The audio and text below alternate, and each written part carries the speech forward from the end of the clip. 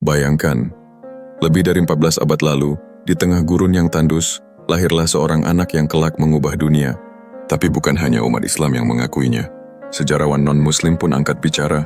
Apa kata mereka? Tahun 570 dikenal juga sebagai Tahun Gajah, Muhammad lahir di Makkah. Di zaman itu, Arabia bukan pusat peradaban. Tapi dari tempat sederhana inilah, seorang tokoh lahir yang namanya kini disebut miliaran manusia setiap hari. Apa kata sejarawan Barat?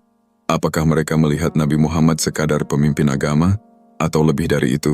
Yuk, kita mulai dari seorang sejarawan besar dari Inggris. Edward Gibbon menulis, kebesaran tujuan, kesederhanaan sarana, dan hasil yang luar biasa adalah 3 kriteria terbesar dari kejeniusannya. Ia bahkan menyebut Muhammad sebagai tokoh luar biasa dalam sejarah manusia. Bukan karena kekuatan militer, tapi karena kekuatan ide. Montgomery Watt, seorang orientalis, menilai bahwa Muhammad adalah orang yang tulus dalam setiap misinya. Ia berkata, adalah tidak masuk akal bahwa seorang pembohong bisa menciptakan agama dan peradaban sebesar itu. Bayangkan, ini bukan dari Muslim, tapi dari ilmuwan Barat, Michael H. Hart bahkan menempatkan Nabi Muhammad di urutan pertama tokoh paling berpengaruh dalam sejarah dunia. Kenapa? Karena keberhasilan beliau baik dalam bidang agama dan pemerintahan. 2 ranah yang jarang bisa dikuasai satu orang dalam sejarah.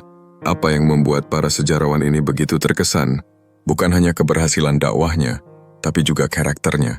Keteguhan, kejujuran, kesabaran dalam menghadapi hinaan dan fitnah.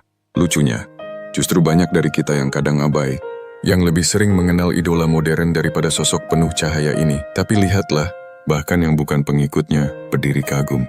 Haruskah kita, yang mengaku mencintainya, kalah dalam penghormatan? Kelahirannya bukan sekadar peristiwa sejarah, ia adalah rahmat. Maka wajar jika dunia memperingatinya, bukan hanya dengan perayaan, tapi dengan penghargaan mendalam terhadap akhlaknya. Nabi Muhammad bukan hanya milik umat Islam, ia adalah anugerah bagi seluruh alam.